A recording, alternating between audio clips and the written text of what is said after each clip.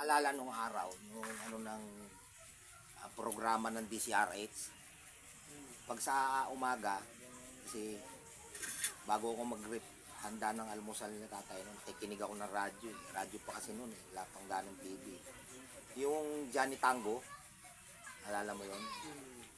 Tapos sa gabi naman, bubuksan na yung radyo. Yung Gabi ng Lagim, alala mo rin yun. Ngayon, ang tanong ko, anong gusto mo dun sa dalawa pag na dalawang radyo program nila?